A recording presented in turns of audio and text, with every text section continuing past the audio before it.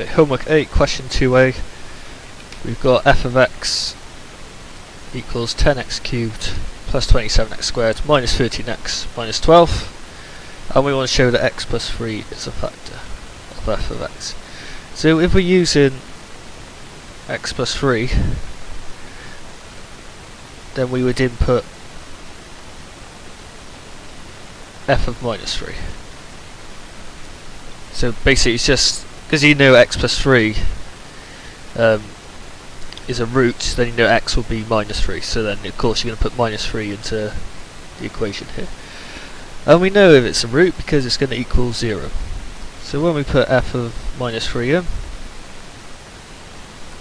10 times minus 3 cubed plus 27 minus 3 squared minus 13 minus 3 and minus 12, like that. Okay. So we do all this, we've got minus 3 cubed to give us minus 27, so we've got minus 270 there, and minus 3 squared is 9, then 9 times 27 is 243, and you got minus 13 times minus 3, which of course will give us a positive 39, and of course we're minus 12. So if we add that all together, we've got minus 270 plus 243 plus 39, and then of course we minus 12, and that does equal 0. So therefore x plus 3 is a factor.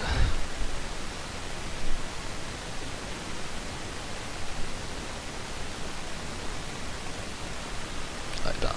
That's it. Now of course in part B they'll want you to factorise that completely. Now we'd already done long division in question 1, so it's a case of using that again. So we know x plus 3 is factor, so we can start the long division off again.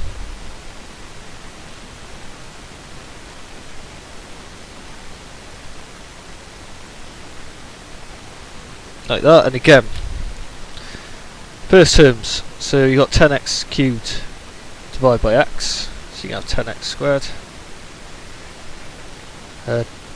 And then of course once you got one of these on top, then you can start multiplying it by the divisor. So you got 10x squared times x will give us 10x cubed. 10x squared times 3 will give us positive 30x squared. And as I was saying before, you know you're on the right tracks because these two things here should be the same and they'll cancel out eventually. Okay, so we've got that then. Obviously they're going to cancel out. 27x minus 30x squared will give us minus 3x squared. Bring all these down, and you got a new kind of focus point there. So again, look at the first terms. You got x here minus 3x, and minus 3x squared divided by x will give us minus 3x. So minus 3x times x will give us minus 3x squared. Minus 3x times positive 3 will give us minus 9x. There you cancel again, and then you got minus 13 minus minus 9. So you got minus 4x minus 12, like that. And then of course new focal point again. Minus 4x divided by x will give us minus 4. Minus 4 times x give us minus 4x. Minus 4 times 3 will give us minus 12. And there we go. And of course that just shows as well that what we said in part A, where x plus 3 is a factor. Now what we got here is, we know this can divide into this, and also this divides into this. So we know that these are our roots effectively.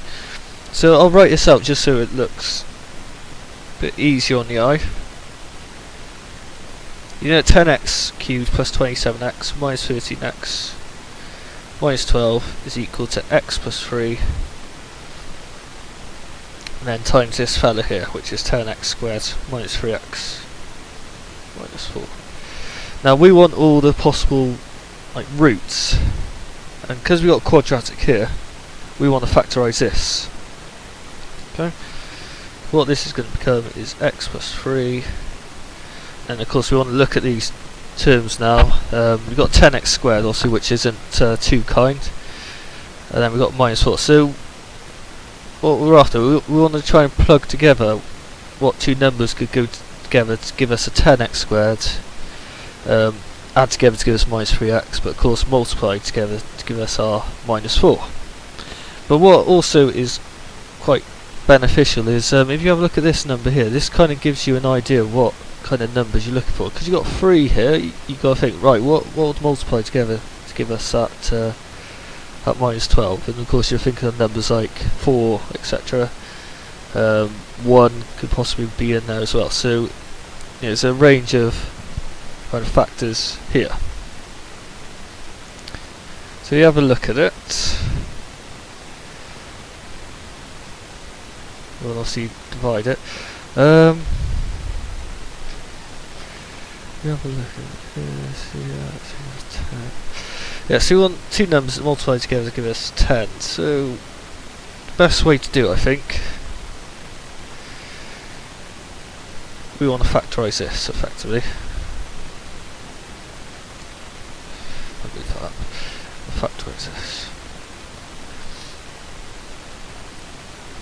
Now what I usually do is, so when you've got like horrible quadratics like this where there's a number in front of the x squared, it can get a bit tricky. So the method I use is I multiply these two numbers together, so a and c together effectively, and that gives us minus 40.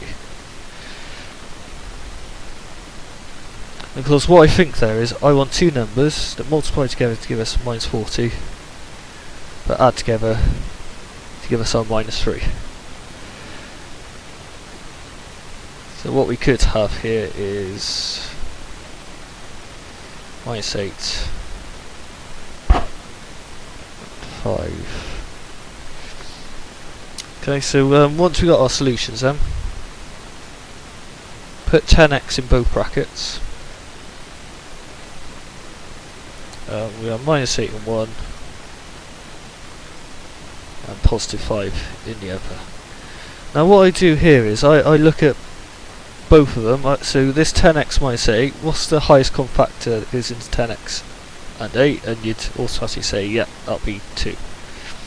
What's the highest common factor that goes into 10x and 5? That of course is 5.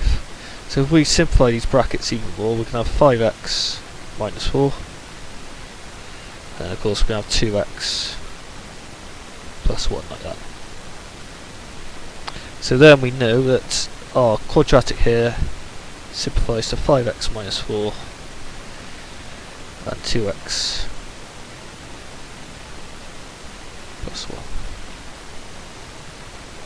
So I really hope this method helped you, because obviously it's going to be very vital if you're stuck with quadratics such as this. Yeah, we just shown here that 10x cubed plus 27x squared minus 13x minus 12 has the roots x plus 3, 5x minus 4 and 2x plus 1 as your final answer.